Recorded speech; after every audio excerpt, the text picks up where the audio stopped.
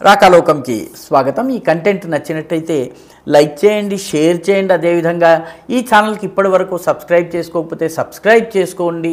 అదేవిధంగా bell icon ఉంది మీ screen కింద, ఆ బెల్ ఐకాన్ని నొక్కినట్లయితే రాకాలోకంలో కొత్త వీడియో అప్లోడ్ చేయగానే మీకు నోటిఫికేషన్ ద్వారా తెలియజేయడం జరుగుతుంది। మిత్రులారా,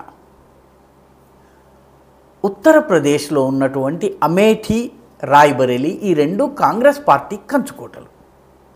మొట్టమొదటి నుంచి గాంధీ నెహ్రూ కుటుంబానికి చెందినటువంటి వాళ్ళు, అంటే జవహర్లాల్ నెహ్రూ కావచ్చును, ఇందిరాగాంధీ కావచ్చును, ఫెరోజ్ గాంధీ కావచ్చును, రాజీవ్ గాంధీ కావచ్చును, సోనియా గాంధీ కావచ్చును, రాహుల్ గాంధీ కావచ్చు, సంజయ్ గాంధీ కావచ్చును, అమేఠీ రాయ్బరేలీ నుంచి పోటీ చేస్తూ వచ్చారు। 1977 మినహా అమేఠీ రాయ్బరేలీ ఈ రెండు సీట్లలో కాంగ్రెస్ ఓడిపోయినటువంటి దాఖలాలు లేవు। ఆ తర్వాత 2019 లోక్సభ ఎన్నికల్లో అమేఠీ నుంచి రాహుల్ గాంధీ ఓడిపోయారు। 50,000 ఓట్లతో ఆయనని స్మృతి ఇరానీ ఓడించారు, కానీ సోనియా గాంధీ గెలిచారు।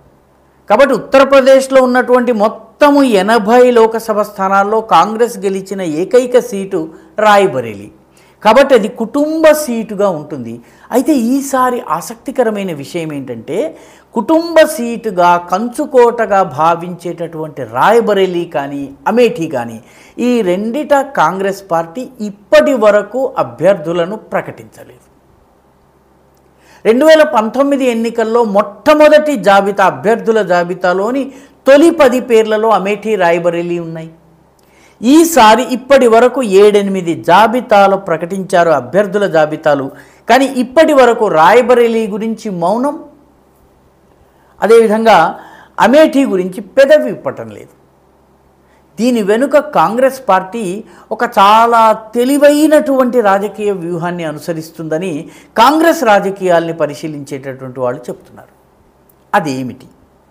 అదేంటంటే, ఈసారి వయనాడ్లో కూడాను రాహుల్ గాంధీ పరిస్థితి అంత గొప్పగా ఏమీ లేదు। వయనాడులో ఈసారి గత 5 సంవత్సరాలు 2019లో ఎన్నికైన తర్వాత ఆయన మొత్తం అంతా కలిపి 4 సార్లు మాత్రమే వెళ్ళారు। ఒకసారి చివరికి స్థానిక అభ్యర్థులు, స్థానిక కాంగ్రెస్ నాయకులు చాలా తీవ్రమైన అసహనం వ్యక్తం చేశాక న్యాయయాత్రను ఆపి ఆయన వయనాడుకి వెళ్ళారు। ఏనుగుల తాకిడికి చనిపోయినటువంటి ఫారెస్ట్ ఆఫీసర్ని కలవడానికి వెళ్ళారు। రెండవది, 2019లో ఆయనకు వ్యతిరేకంగా ఉన్న బీజేపీ అభ్యర్థి బలవంతుడు కాడు, వామపక్షాల అభ్యర్థి కూడా డమ్మీ క్యాండిడేట్।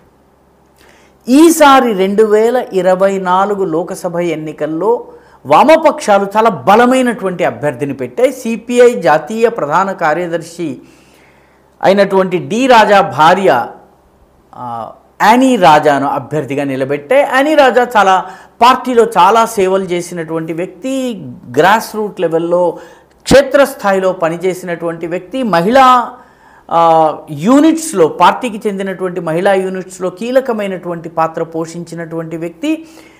లెఫ్ట్ ఫ్రంట్ పూర్తిగా ఆమెకు మద్దతునిస్తోంది, ఆమె కోసం పనిచేస్తోంది, ఆమెని గెలిపించుకునేందుకు ప్రయత్నిస్తోంది। నిజానికి రాహుల్ గాంధీని తప్పుకొమ్మని పినరాయి విజయన్ అడిగారు, వయనాడ్ నుంచి మీరు తప్పుకోండి, మా యానీ రాజా పోటీలోకి వస్తోందని చెప్పారు।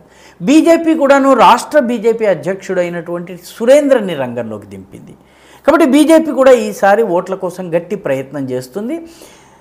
5 సంవత్సరాలు నియోజకవర్గాన్ని పట్టించుకోని కారణంగా రాహుల్ గాంధీ పట్ల కొంత వ్యతిరేకత ఉంది, ఎదురుగా గట్టి అభ్యర్థులు ఉండేటప్పటికీ ఆయనకు వయనాడ్ ఈసారి నల్లేరు మీద నడక కాదు।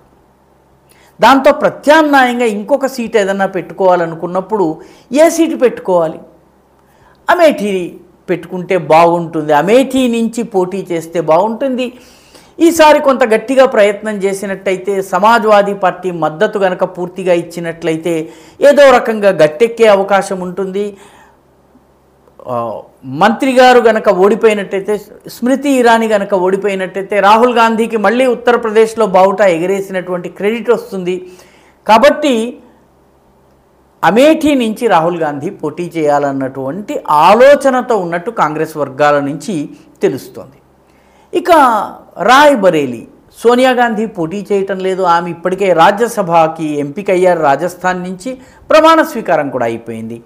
ఆ స్థానంలో ప్రియాంక వాద్రా అంటే రాహుల్ గాంధీ చెల్లెలు, రాహుల్ గాంధీ సోదరి అయినటువంటి ప్రియాంక వాద్రాని నిలబెట్టేటువంటి అవకాశం ఉంది. అయితే ఇంత సీనియర్ నాయకులను, పార్టీలో ఇంత కీలక నేతలను ఎందుకు ప్రకటించటం లేదు? దీని వెనుక అసలు కథ ఉంది.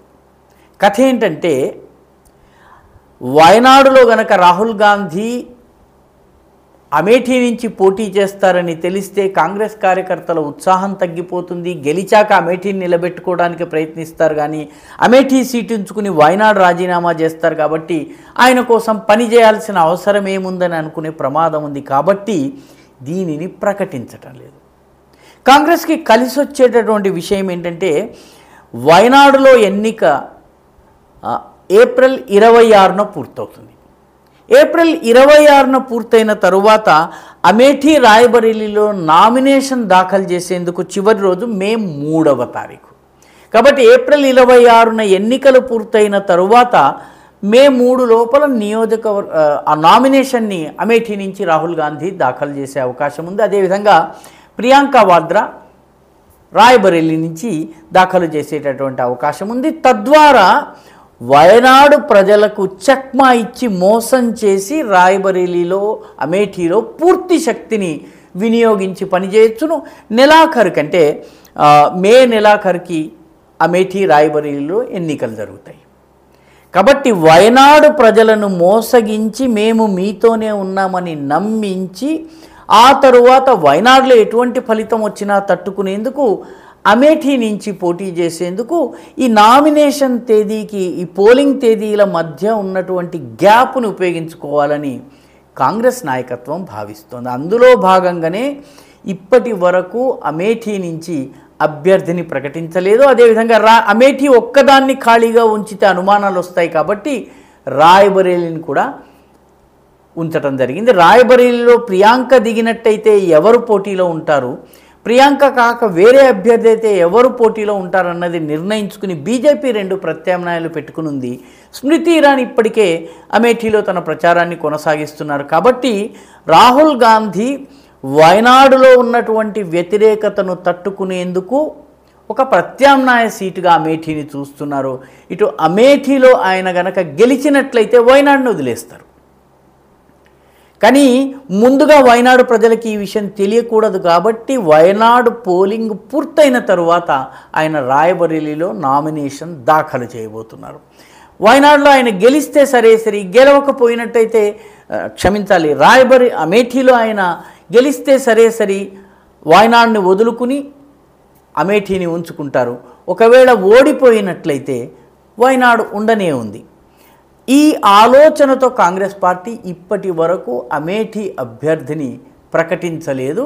కాంగ్రెస్ ఓటర్లతో, అటు ఉత్తరప్రదేశ్ ఓటర్లతో, ఇటు కేరళ ఓటర్లతో ఆడుతున్నటువంటి ఆట ఇది.